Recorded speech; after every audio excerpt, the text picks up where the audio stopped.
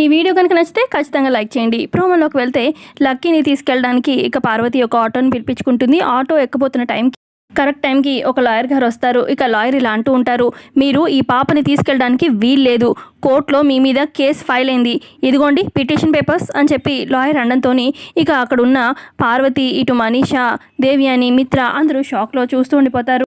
ఇక ఆ తర్వాత పార్వతి అంటుంది, పాప నా కూతురు కాదు అని చెప్పి కోర్టులో కేసు ఫైల్ చేసింది ఎవరు అని చెప్పి పార్వతి అడిగితే ఇక అప్పుడు లాయర్ చెప్తారు, లక్ష్మి గారే మీ కూతురు లక్కీ కాదు అని చెప్పి తనే కోర్టులో ఫైల్ చేసింది కేసు అని చెప్పి చెప్తాడనమాట లాయర్.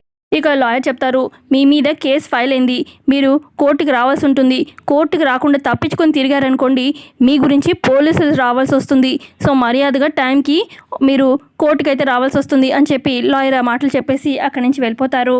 ఆ తర్వాత మనీషా అంటుంది, నువ్వేం మాట్లాడవేంటి మిత్ర, నువ్వు కామ్గా ఉండబట్టే లక్ష్మి ఇలా రెచ్చిపడుతుంది అని చెప్పి అంటూ ఉంటే ఇక అప్పుడు లక్ష్మి ఎక్కడుంది అని చెప్పి మిత్ర కోపంగా అడుగుతూ ఉంటాడు. ఇక మెట్లు దిగుతూ లక్ష్మి వస్తుంది కిందకి. మరి లక్ష్మికి మిత్రకి కమింగ్ ఎపిసోడ్స్లో ఇంకా ఏం గొడవ జరగబోతుంది, మరి మిత్ర లక్ష్మిని ఇంట్లో ఉంచుతాడా, గెంటేస్తాడా ఏంటనేది కమింగ్ ఎపిసోడ్లో తెలుసుకుందాము.